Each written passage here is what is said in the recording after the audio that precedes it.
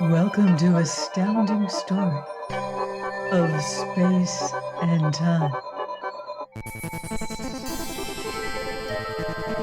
I'm Moydell, and our story this week is Birds of a Feather by Robert Silverberg. It was our first day of recruiting on the planet, and the alien life forms had lined up for hundreds of feet back from my rented office. As I came down the block from the hotel, I could see and hear and smell them with ease.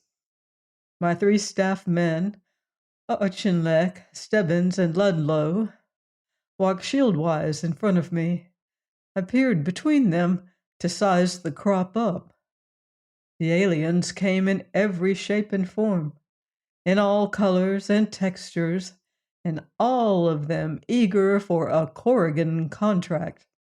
The galaxy is full of bizarre beings, but there's barely a species anywhere that can resist the old exhibitionist urge.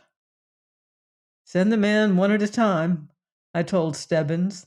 I ducked into the office, took my place at the back of the desk, and waited for the procession to begin. The name of the planet was McTavish 4, if you went by the official Terran listing, or Grine, if you called it by what its people were accustomed to calling it. I thought of it privately as McTavish 4 and referred to it publicly as Grine. I believe in keeping the locals happy wherever I go. Through the front window of the office, I could see our big, gay, trim-dim sign plastered to a facing wall. Wanted, extraterrestrials. We had saturated McTavish 4 with our promotional poop for a month preceding arrival. Stuff like this. Want to visit Earth? See the galaxy's most glittering and exclusive world? Want to draw good pay, work short hours, experience the thrills of show business on romantic Terra? If you are a non-terrestrial, there may be a place for you in the Corrigan Institute of Morphological Science. No freaks wanted, normal beings only. J.F. Corrigan will hold interviews in person on Grine from 3rd day to 5th day of 10 month. His last visit to the Caledonia cluster until 2937, so don't miss your chance. Hurry! A life of wonder and riches can be yours. Broadsides like that, distributed wholesale in 600 languages, always bring them running. And the Corrigan Institute really packs in the crowds back on Earth. Why not? It's the best of its kind, the only really decent place where Earthmen can get a gander at the other species of the universe. The office buzzer sounded. Auchinleck said unctuously, "The first applicant is ready to see you, sir." Send him, her, or it in. The door opened and a timid-looking life form advanced toward me on nervous little legs. He was a globular creature, about the size of a big basketball, yellowish-green, with 2 spindly, double-kneed legs and 5 double-elbowed arms, the latter spaced regularly around his body. There was a lidless eye at the top of his head, and 5 lidded ones, one above each arm, plus a big gaping toothless mouth. His voice was a surprisingly resounding basso. "You are Mr. Corrigan?" "That's right." I reached for a data blank. "Before we begin, I'll need certain information about—" "I am a being of Regulus too," came the grave booming reply even before I had picked up the blank. "I need no special care, and I am not a fugitive from the law of any world." "Your name?" "Lawrence R. Fitzgerald." I throttled my exclamation of surprise, concealing it behind a quick cough. Let me have that again, please." "Certainly. My name is Lawrence R. Fitzgerald." The R stands for Raymond. Of course, that's not the name you were born with. The being closed his eyes and toddled around in a 360-degree rotation, remaining in place. On his world, that gesture is the equivalent of an apologetic smile. My regular name no longer matters. I am now and shall evermore be Lawrence R. Fitzgerald. I am a terraphile, you see. The little Regulan was as good as hired, only the formalities remained. You understand our terms, Mr. Fitzgerald?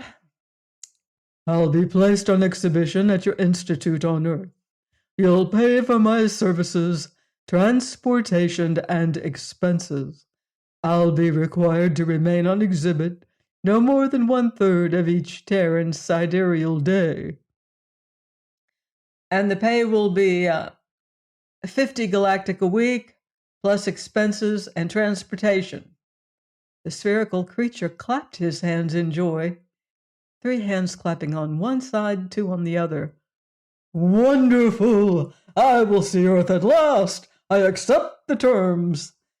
I buzzed for Ludlow and gave him the fast signal that meant we were signing this alien up at half the usual pay, and Ludlow took him into the other office to sign him up. I grinned, pleased with myself. We needed a green Regulan in our show. The last one had quit 4 years ago.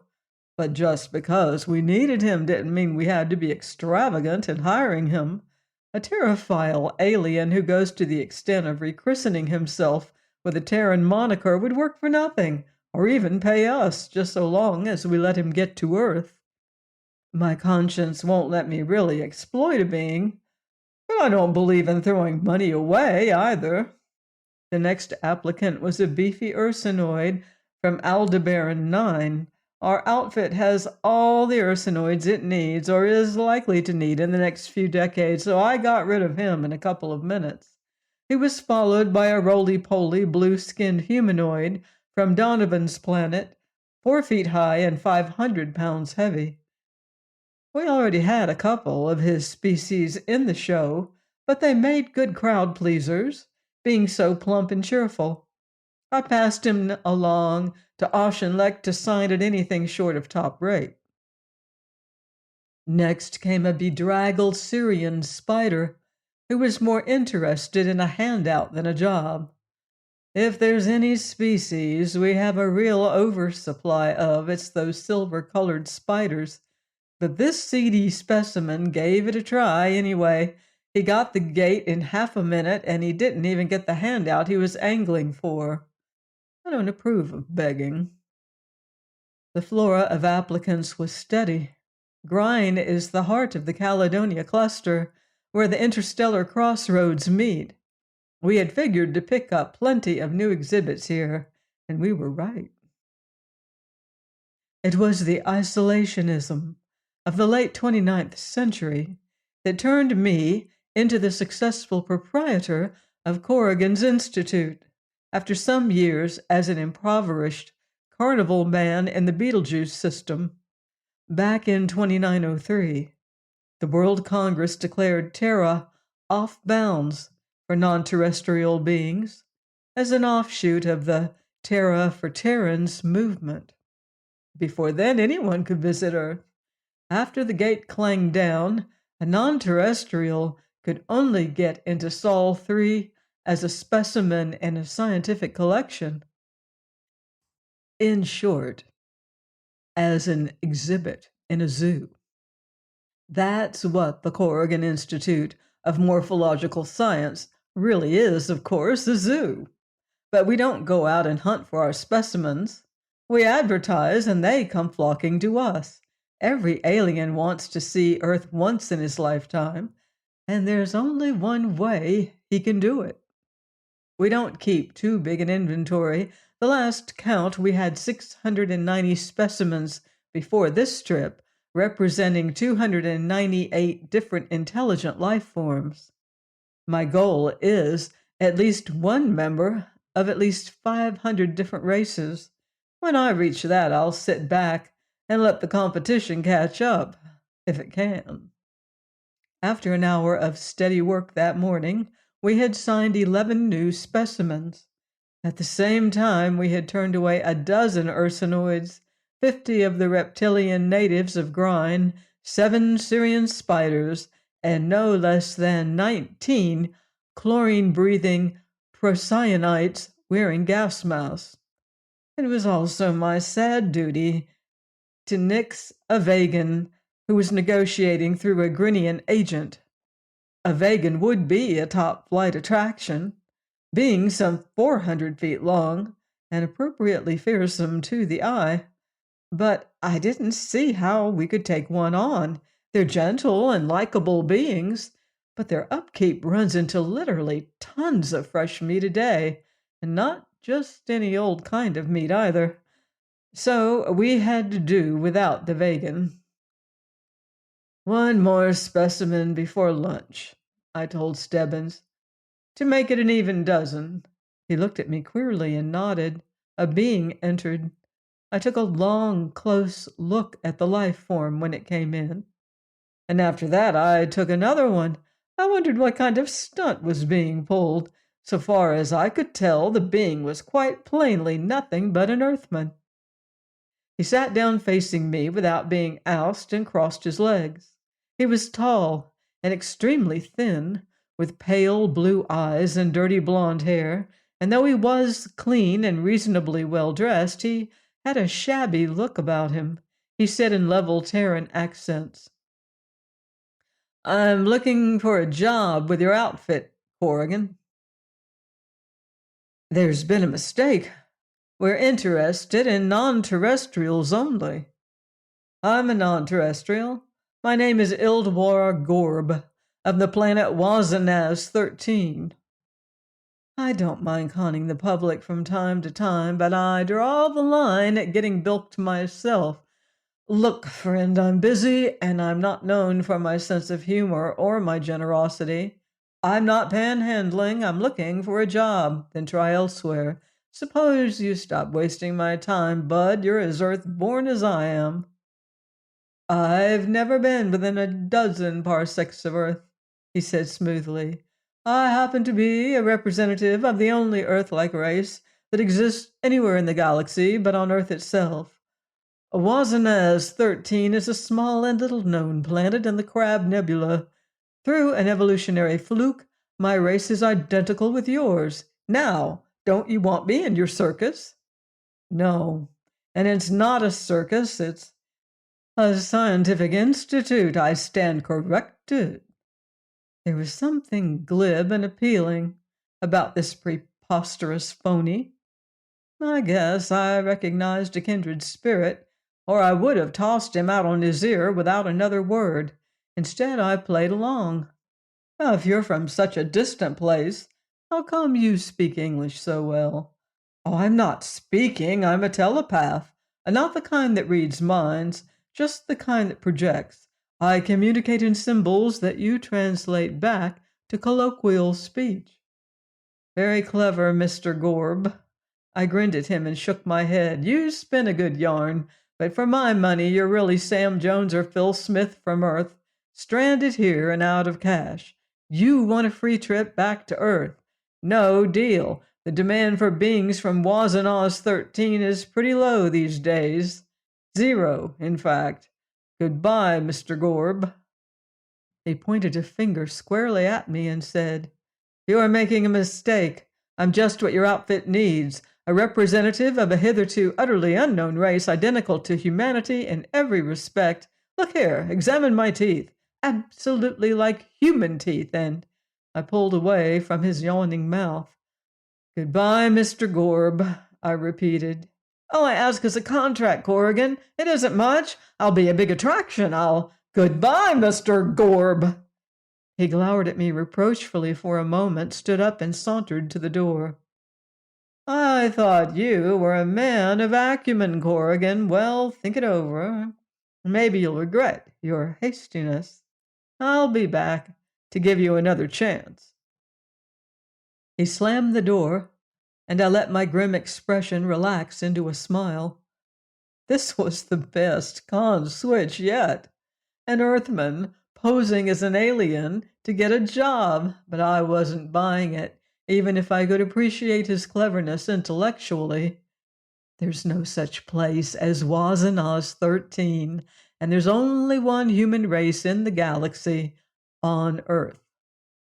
I was going to need some real good reason before I gave a down and out grifter a free ticket home.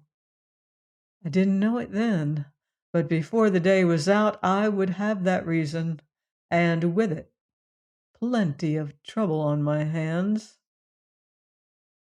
The first harbinger of woe turned up after lunch in the person of a Calarian.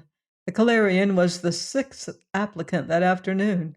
I had turned away 3 more Ursinoids, hired a vegetable from Myazan, and said no to a scaly pseudo-armadillo from one of the Delta worlds. Hardly had the dillo scuttled dejectedly out of my office when the Calarian came striding in, not even waiting for Stebbins to admit him officially. He was big, even for his kind, in the neighborhood of 9 feet high, and getting on toward a ton. He planted himself firmly on his 3 stocky feet, extended his massive arms in a Calarian greeting gesture, and growled, "I am Valor Hero, Freeman of Calor 4. You will sign me immediately to a contract." "Sit down, Freeman Heral. I like to make my own decisions, thanks." "You will grant me a contract." "Will you please sit down?" he said sulkily. "I will remain standing." "As you prefer." My desk has a few concealed features, which are sometimes useful in dealing with belligerent or disappointed life forms. My fingers roam to the mesh gun trigger, just in case of trouble. The Calarians stood motionless before me. They're hairy creatures, and this one had a coarse, thick mat of blue fur completely covering his body. 2 fierce eyes glimmered out through the otherwise dense blanket of fur. He was wearing the kilt, girdle, and ceremonial blaster of his warlike race. I said, "You'll have to understand, Freeman Heral, that it's not our policy to maintain more than a few members of each species at our institute. And we're not currently in need of any Calarian males because—" "You will hire me, or trouble I will make." I opened our inventory chart. I showed him that we were already carrying 4 Calarians, and that was more than plenty. The beady little eyes flashed like beacons in the fur. "Yes, you have 4 representatives of the clan Verdrock, none of the clan Gersdrin. For 3 years I have waited for a chance to avenge this insult to the noble clan Gersdrin." At the keyword avenge, I readied myself to ensnarl the Calarian in a spume of tangle mesh the instant he went for his blaster. But he didn't move. He bellowed, "I have vowed a vow, Earthman. Take me to Earth. Enroll at Gersdrin, or the consequences will be terrible." I'm a man of principles. Like all straightforward double dealers, and one of the most important of those principles is that I never let myself be bullied by anyone. "I deeply regret having unintentionally insulted your clan, Freeman Heral. Will you accept my apologies?" He glared at me in silence. I went on, "Please be assured that I'll undo the insult at the earliest possible opportunity. It's not feasible for us to hire another Calarian now, but I'll give preference to the clan Gersdrin as soon as a vacancy—" "No, you will hire me now." "It can't be done, Freeman Heral. We have a budget and we stick to it." "You will woo. I will take drastic measures." "Threats will get you nowhere, Freeman Heral. I give you my word I'll get in touch with you as soon as our organization has room for another Calarian. And now, please, there are many applicants waiting." You'd think it would be sort of humiliating to become a specimen in a zoo, but most of these races take it as an honor, and there's always the chance that by picking a given member of a race, we're insulting all the others. I nudged the trouble button on the side of my desk, and Auchinleck and Ludlow appeared simultaneously from the two doors at right and left. They surrounded the towering Calarian and sweet-talkingly led him away. He wasn't minded to quarrel physically, or he could have knocked them both into the next city with a backhand swipe of his shaggy paw, but he kept up a growling flow of invective and threats until he was out in the hall. I mopped sweat from my forehead and began to buzz Stebbins for the next applicant. But before my finger touched the button, the door popped open and a small being came scooting in, followed by an angry Stebbins. "Come here, you!" "Stebbins," I said gently. "I'm sorry, Mr. Corrigan. I lost sight of this one for a moment, and he came running in." "Please, please," squeaked the little alien pitifully. "I must see you, honored sir." "It isn't his turn in line," Stebbins protested. "There are at least 50 ahead of him." "All right," I said tiredly. "As long as he's in here already, I might as well see him. Be more careful next time, Stebbins." Stebbins nodded dolefully and backed out. The alien was a pathetic sight. A Stortulian, a squirrely-looking creature, about 3 feet high. His fur, which should have been a lustrous black, was a dull gray, and his eyes were wet and sad. His tail drooped. His voice was little more than a faint whimper, even at full volume. "Begging your most honored pardon, most humbly important sir, I am a being of Stortul 12, having sold my last few possessions to travel to Grine for the miserable purpose of obtaining an interview with yourself." I said, "I'd better tell you right at the outset that we're already carrying our full complement of Stortulians. We have both a male and a female now, and—" "This is known to me. The female is her name perchance Tyrese?" I glanced down at the inventory chart until I found the Stortulian entry. "Yes, that's her name." The little being immediately emitted a soul-shaking gasp. "It is she! It is she!" "I'm afraid we don't have room for any more—" "You're not in full understanding of my plight. The female Therese was my own fire-sent spouse, my comfort and my warmth, my life and my love." "Funny," I said. "When we signed her 3 years ago, she said she was single. It's right here on the chart." "She lied! She left my burrow because she longed to see the splendors of earth. And I am alone, bound by our sacred customs never to remarry, languishing in sadness and pining for her return. You must take me to earth." "But—" "I must see her and this disgrace-bringing lover of hers. I must reason with her. Earthmen, can't you see I must appeal to her inner flame? I must bring her back." My face was expressionless. "You don't really intend to join our organization at all? You just want free passage to Earth?" "Yes, yes," wailed the Stortulian. "Find some other member of my race if you must. Let me have my wife again, Earthman. Is your heart a dead lump of stone?" "It isn't, but another of my principles is refuse to be swayed by sentiment. I felt sorry for this being's domestic troubles, but I wasn't going to break up a good act just to make an alien squirrel happy, not to mention footing the transportation." I said, "I don't see how we can manage it. The laws are very strict on the subject of bringing alien life to Earth. It has to be for scientific purposes only. And if I know in advance that your purpose in coming isn't scientific, I can't in all conscience lie for you, can I? Well, of course not. I took advantage of his pathetic upset to steam right along. Now, if you had come in here and simply asked me to sign you up, I might conceivably have done it, but no, you had to unburden your heart to me. I thought the truth would move you. It did, but in effect, you're now asking me to conspire in a fraudulent criminal act.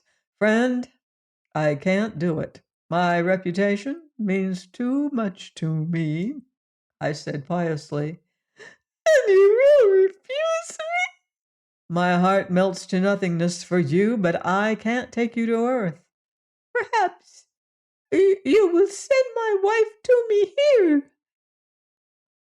Now, there's a clause in every contract that allows me to jettison an unwanted specimen. All I have to do is declare it no longer of scientific interest, and the world government will deport the undesirable alien back to its home world.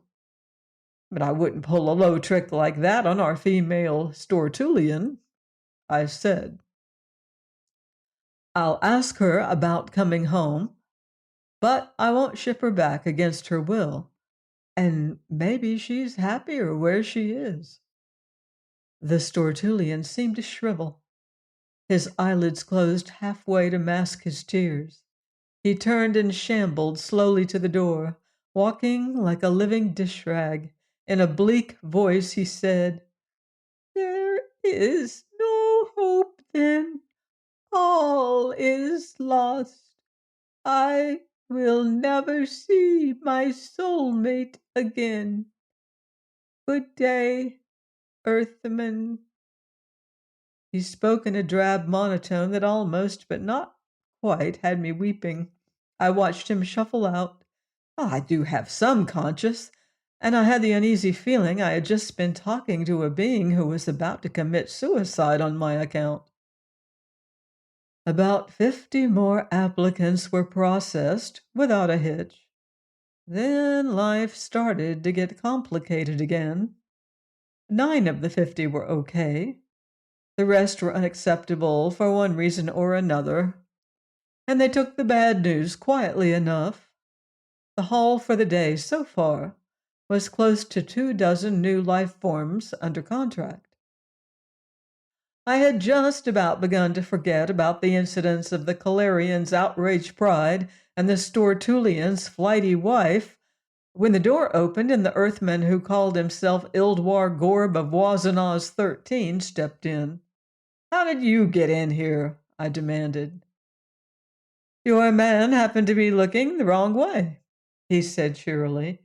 "Change your mind about me yet? Get out before I have you thrown out." Gorb shrugged. "I figured you hadn't changed your mind, so I've changed my pitch a bit. If you won't believe I'm from Wazanaz 13, suppose I tell you that I am Earthborn and that I'm looking for a job on your staff. I don't care what your story is. Get out, or you'll have me thrown out. Okay, just give me half a second. Corrigan, you're no fool, and neither am I, but that fellow of yours outside is. He doesn't know how to handle alien beings. How many times today has a life form come in here unexpectedly?" I scowled at him. "Too damn many. You see? He's incompetent. Suppose you fire him. Take me on instead. I've been living in the outworlds half my life. I know all there is to know about alien life forms. You can use me, Corrigan." I took a deep breath and glanced all around the paneled ceiling of the office before I spoke. "Listen, Gorb, or whatever your name is, I've had a hard day. There's been a Calarian in here who just about threatened murder, and there's been a Stortulian in here who's about to commit suicide because of me. I have a conscience, and it's troubling me, but get this. I just want to finish off my recruiting, pack up, and go home to Earth. I don't want you hanging around here bothering me. I'm not looking to hire new staff members. And if you switch back to claiming you're an unknown life form from Wazanaz 13, the answer is that I'm not looking for any of those either. Now, will you scram or... The office door crashed open at that point, and Heral the Calarian came thundering in. He was dressed from head to toe in glittering metal foil, and instead of his ceremonial blaster, he was wielding a sword the length of a human being. Stebbins and Auchinleck came in, dragging helplessly along in his wake, hanging desperately to his belt. "Sorry, Chief," Stebbins gasped. "I tried to keep him out, but..." Heral, who had planted himself in front of my desk, drowned him out with a roar. "Earthman, you have mortally insulted the clan Gersdrin." Sitting with my hands poised near the mushgun trigger, I was ready to let him have it at the first sight of actual violence. Heral boomed. "You are responsible for what is to happen now. I have notified the authorities, and you prosecuted will be for causing the death of a life form. Suffer, earthborn ape, suffer." "Watch it, Chief," Stebbins yelled. "He's going to..." An instant before my numb fingers could tighten on the mesh gun trigger, Heral swung that huge sword through the air and plunged it savagely through his own body. He toppled forward onto the carpet with the sword projecting a couple of feet out of his back. A few driblets of bluish-purple blood spread from beneath him. Before I could react to the big life form's hara-kiri, the office door flew open again, and 3 sleek reptilian beings entered, garbed in the green sashes of the local police force. Their golden eyes goggled down at the figure on the floor and then came to rest on me. "You are J.F. Corrigan?" the leader asked. "Yes. We have received word of complaint against you," said complaint being that your unethical actions have directly contributed to the untimely death of an intelligent life form, filled in the second of the Gurnian policemen.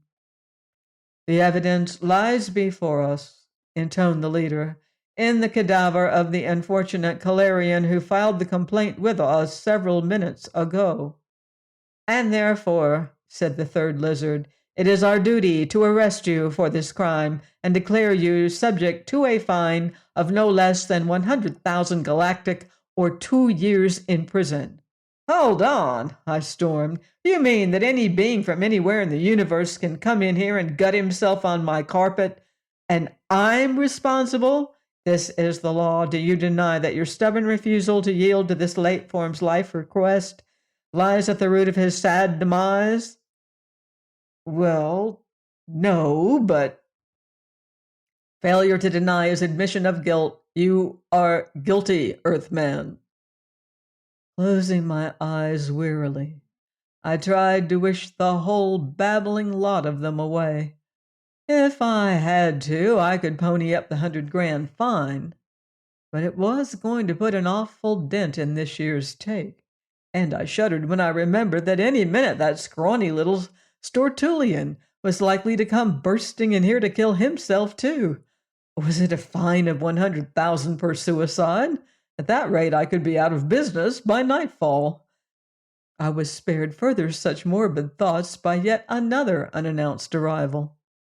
The small figure of the Stortulian trudged through the open doorway and stationed itself limply near the threshold. The 3 Grinian policemen and my 3 assistants forgot the dead Calarian for a moment and turned to eye the newcomer.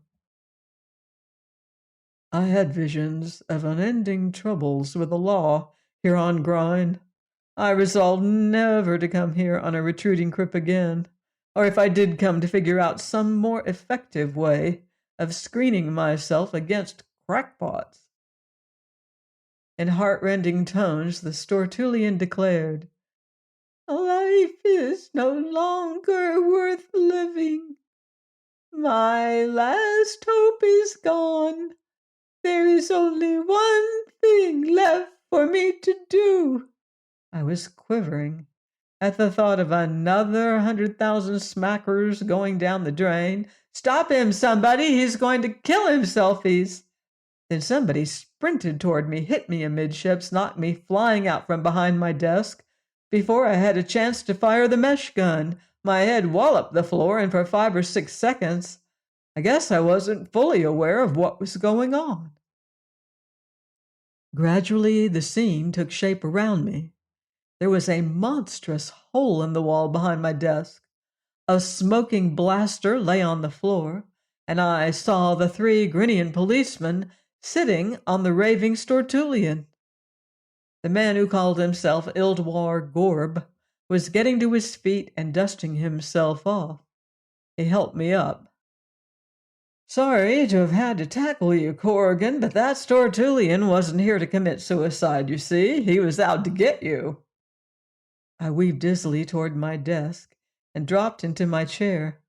A flying fragment of wall had deflated my pneumatic cushion. The smell of ashed plaster was everywhere.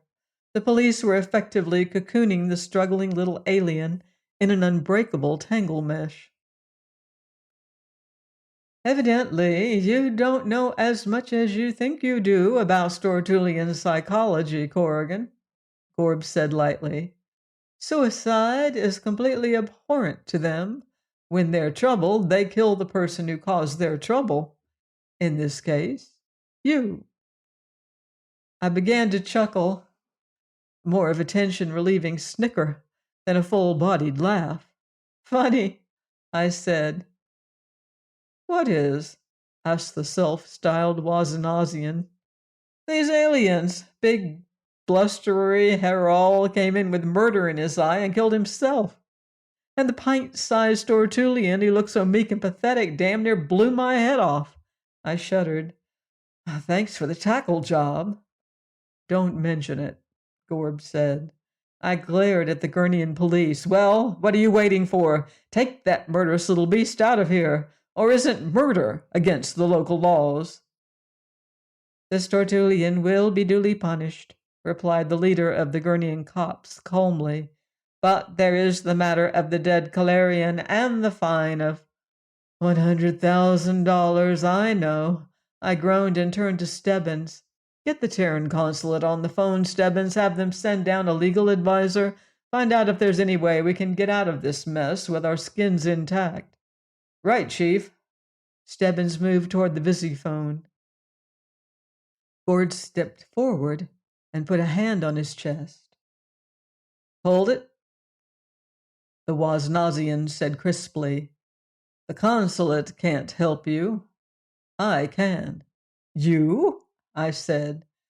I can get you out of this cheap. How cheap?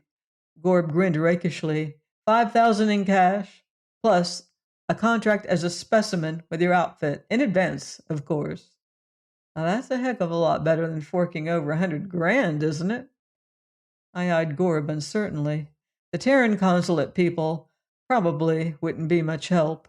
They tried to keep out of local squabbles, unless they were really serious, and I knew from past experiences that no officials ever worried much about the state of my pocketbook. On the other hand, giving this slyster a contract might be a risky proposition. Tell you what, I said finally. You've got yourself a deal, but on a contingency basis. Get me out of this and you'll have 5 grand in the contract, otherwise nothing. Gorb shrugged. What have I got to lose? Before the police could interfere, Gorb trotted over to the hulking corpse of the Calarian and fetched it a mighty kick. Wake up, you faker! Stop playing possum and stand up. You aren't fooling anyone. The Garianians got off the huddled little assassin and tried to stop Gorb. Your pardon, but the dead require your respect, began one of the lizards mildly. Gorb whirled angrily. Maybe the dead do, but this character isn't dead. He knelt and said loudly in the Calarian's dish-like ear, You might as well quit it, Harral. Listen to this, you shamming mountain of meat. Your mother knits doilies for the clan Verdroke. The supposedly dead Calarian emitted a 20-cycle rumble that shook the floor and clambered to his feet, pulling the sword out of his body and waving it in the air. Gorb leaped back nimbly, snatched up the Stortulian's fallen blaster, and trained it neatly on the big alien's throat before he could do any damage. The Calarian grumbled and lowered his sword. I felt groggy. I thought I knew plenty about non-terrestrial life forms, but I was learning a few things today. I don't understand how... The police were blue with chagrin. 1,000 pardons, Earthman. There seems to have been some error. There seems to have been a cute little con game, Gorb remarked quietly. I recovered my balance. Try to milk me out of 100 grand when there's been no crime? I snapped. I'll say there's been an error. If I weren't a forgiving man, I'd clap the bunch of you in jail for attempting to defraud an Earthman. Get out of here! And take that would-be murderer with you. They got fast, burbling apologies as they went. They had tried to fox an Earthman, and that's a dangerous sport. They dragged the cocooned form of the Stortulian with them. The air seemed clear, and peace was restored. I signaled to Auchinleck, and he slammed the door. All right. I looked at Gorb and jerked a thumb at the Calarian. That's a nice trick. How does it work? Gorb smiled pleasantly. He was enjoying this, I could see. Calarians of the clan Gersdren specialize in a kind of mental discipline, Corrigan. It isn't too widely known in this area of the galaxy, but men of that clan have unusual mental control over their bodies. They can cut off circulation and nervous system responses in large chunks of their bodies for hours at a stretch, an absolutely perfect imitation of death. And of course, when Harral put the sword through himself, it was a simple matter to avoid hitting any vital organs en route. The Calarian, still at gunpoint, hung his head in shame. I turned on him. So, try to swindle me, eh? You cooked this whole fake suicide up in collusion with those cops. He looked quite a sight, with that gaping slash running clear through his body. But the wound had begun to heal already. I regret the incident, Earthman. I am mortified. Be good enough to destroy this unworthy person. It was a tempting idea, but a notion was forming in my showman's mind. No, I won't destroy you. Tell me, how often can you do that trick? The tissues will regenerate in a few hours. Would you mind having to kill yourself every day, Harral, and twice on Sundays? Harral looked doubtful. Well, for the honor of my clan, perhaps. Stebbins said, Boss, you mean... Shut up. Harral, you're hired. 75 a week plus expenses. Stebbins, get me a contract form and type in a clause requiring Harral to perform his suicide stunt at least 5, but no more than 8 times a week. I felt a satisfied glow. There's nothing more pleasing than to turn a swindle into a surefire crowd puller. Aren't you forgetting something, Corrigan? Asked Ildwar Gorb in a quietly menacing voice.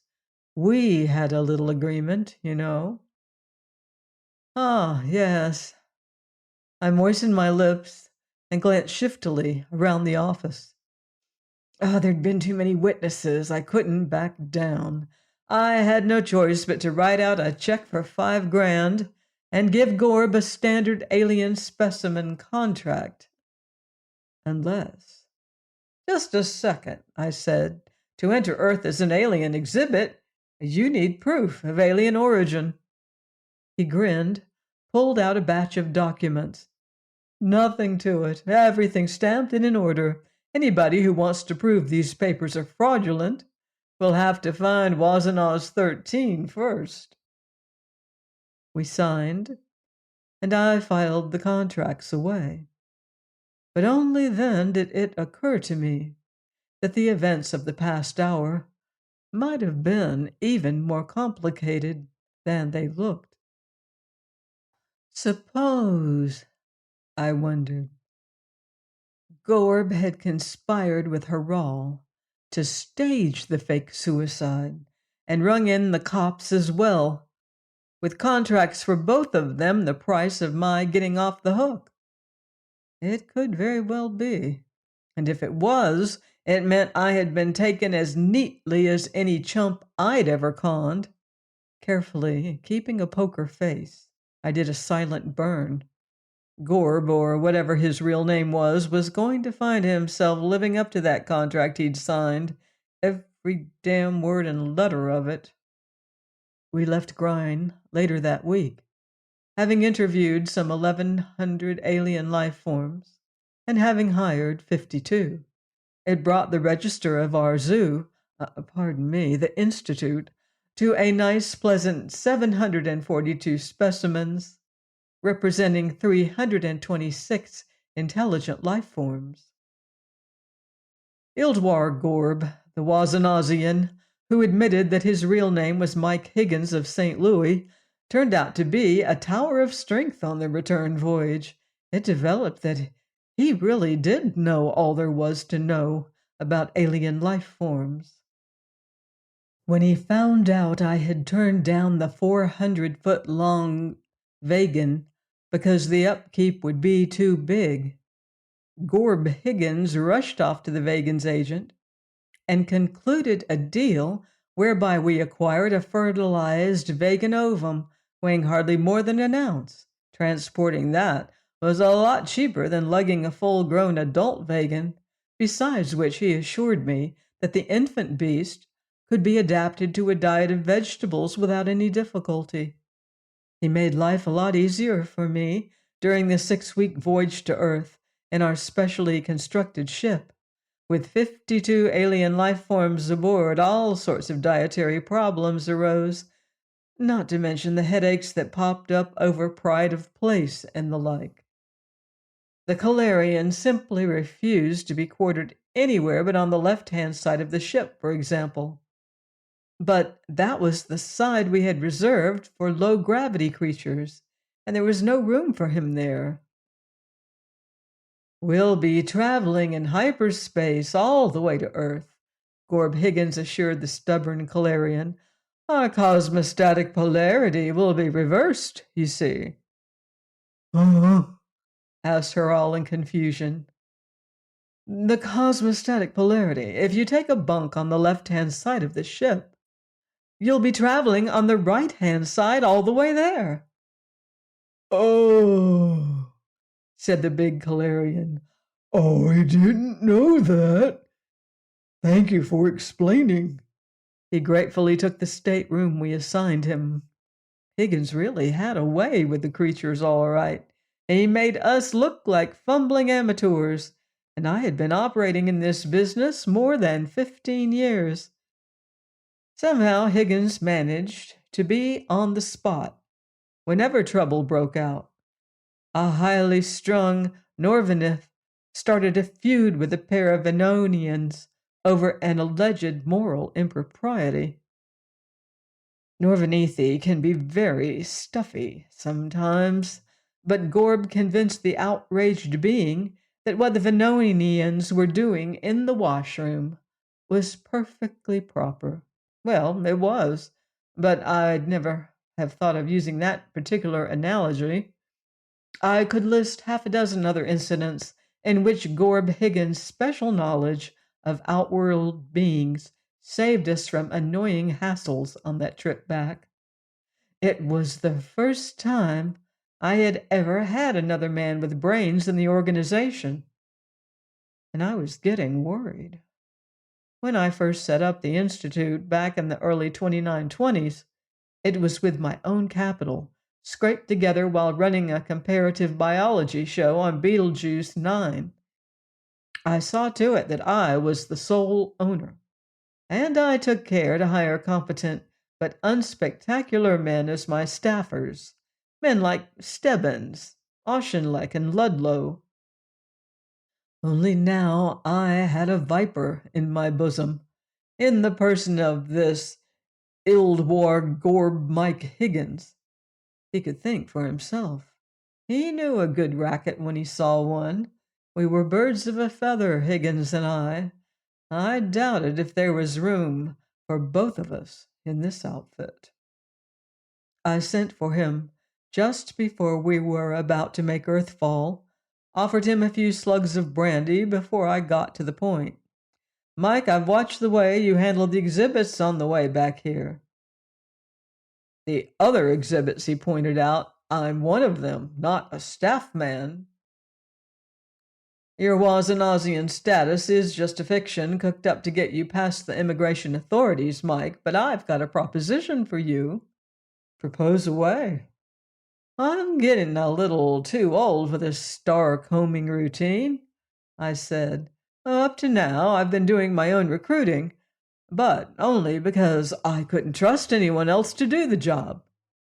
I think you could handle it, though. I stubbed out my cigarette and lit another. Tell you what, Mike, I'll rip up your contract as an exhibit, and I'll give you another one as a staff man, paying twice as much. Your job will be to roam the planets, finding new material for us. How about it? I had the new contract all drawn up. I pushed it toward him, but he put his hand down over mine and smiled amiably as he said, No go. No? Not even for twice the pay? I've done my own share of roaming, he said. Don't offer me more money. I just want to settle down on Earth, Jim. I don't care about the cash, honest. It was very touching and also very phony, but there was nothing I could do. I couldn't get rid of him that way. I had to bring him to Earth. The immigration officials argued about his papers, but he'd had the thing so cleverly faked that there was no way of proving he wasn't from Wazanaz 13. We set him up in a key spot of the building. The Calarian Haral is one of our top attractions now. Every day at 2 in the afternoon, he commits ritual suicide and soon afterward rises from death to the accompaniment of a trumpet fanfare. The 4 other Calarians we had before are wildly jealous of the crowds he draws, but they're just not trained to do his act. But the unquestioned number one attraction here is confidence man Mike Higgins. He's billed as the only absolutely human life form from an extraterrestrial planet, and though we've had our share of debunking, it has only increased business. Funny, the biggest draw at a zoo like ours should be a homegrown Earthman, but that's show business. A couple of weeks after we got back, Mike added a new wrinkle to the act. He turned up with a blonde showgirl named Marie, and now we have a woman from Wazanaz, too. It's more fun for Mike that way, and downright clever. He's too clever, in fact. Like I said, I appreciate a good confidence man, the way some people appreciate fine wine. But I wish I had left Ildwar Gorb back on Grind instead of signing him up with us. Yesterday, he stopped by at my office after we had closed down for the day. He was wearing that pleasant smile he always wears when he's up to something. He accepted a drink as usual, and then he said, Jim, I was talking to Lawrence R. Fitzgerald yesterday. The little Regulan, the green basketball, that's the one. He tells me he's only getting $50 a week. And a lot of the other boys here are drawing pretty low pay, too. My stomach gave a warning twinge. Mike, if you're looking for a raise, I've told you time and again you're worth it to me. How about 20 a week? He held up one hand. Oh, I'm not angling for a raise for me, Jim. What then? He smiled beatifically. The boys and I held a little meeting yesterday evening, and we formed a union with me as leader. I'd like to discuss the idea of general wage increase for every one of the exhibits here. Higgins, you blackmailer, how can I afford? Easy, he said. You'd hate to lose a few weeks' gross, wouldn't you? You mean you'd call a strike? He shrugged. If you leave me no choice, how else can I protect my members' interests? After about half an hour of haggling, he sweated me into an across-the-board increase for the entire mob, with a distinct hint of further raises to come. But he also casually let me know the price he's asking to call off the hounds. He wants a partnership in the Institute, a share in the receipts. If he gets that, it makes him a member of management, and then he'll have to quit as union leader. That way I won't have him to contend with as a negotiator, but I will have him firmly embedded in the organization, and once he gets his foot in the door, he won't be satisfied until he's on top, which means when I'm out. But I'm not licked yet. Not after a full lifetime of conniving and swindling. I've been over and over the angles, and there's one thing you can always count on. A trickster will always outsmart himself if you give him the chance. I did it with Higgins, and now he's done it with me. He'll be back here in half an hour to find out whether he gets his partnership or not. Well, he'll get his answer.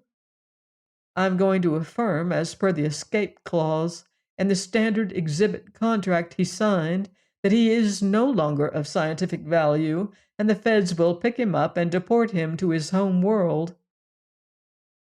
That leaves him to equally nasty choices. Those fake documents of his were good enough to get him admitted to Earth as a legitimate alien. How the world police get him back there is their headache, and his. If he admits the papers were phony, the only way he'll get out of prison will be when it collapses of old age. So, I'll give him a third choice. He can sign an undated confession, which I will keep in my safe as guarantee against future finagling.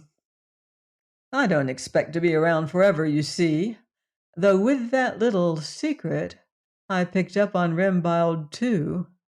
It'll be a good long time, not even barring accidents, and I've been wondering whom to leave the Corrigan Institute of Morphological Science to. Higgins will make a fine successor. Oh, one more thing he'll have to sign.